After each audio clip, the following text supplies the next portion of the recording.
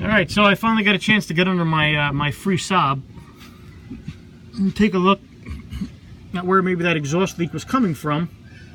And I found it right there. The pipe is totally disconnected, as you could probably see. Yeah, it's not supposed to happen. That's why it's so loud. The interesting thing is it doesn't look like it rusted out. It almost looks like it broke, if you know what I'm saying. And I'm looking for some damage around the underside. If you hear screaming in the background, that's my kids playing in the water. Their bouncy house. There's no other damage around here that would indicate that maybe this thing went off road or hit something. It's just right there. So I don't know, maybe it just got weak with rust and it just snapped. But that is where our obnoxiously loud exhaust sound is coming from. I also have an oil leak. This all down here, this is all covered in oil. It was dripping a little bit before. Not like pouring out, but there's definitely a slow oil leak. I don't know if it looks like to be coming from where I could trace it to. I cleaned everything up a little bit with carb cleaner to try to get a fix on where it's coming from.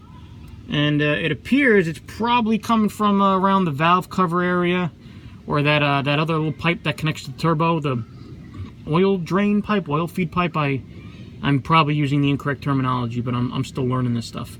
But it's definitely up further. It's not coming from down here because the whole side of the engine has oil all over it. So I'm gonna have to look into that.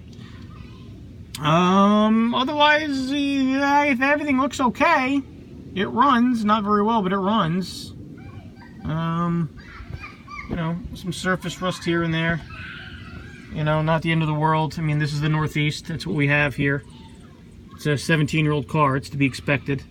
And for a 17-year-old car, this is actually in pretty good condition as Northeast standards go. So, anyway, just a little update. Figured I'd show you. I will probably just, for now, just so I can drive this thing around and start it and run it and work on it without pissing off the neighbors, I'll probably just use some Tiger tape or something to patch that, do the cheapo fix.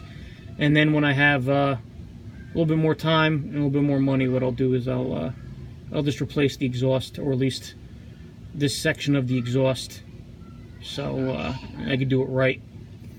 I don't weld. Maybe I could find someone to weld it for me or take it to an exhaust shop or something. I don't know. But anyway, that's it. Just figured I'd make a quick little video to show you what's going on.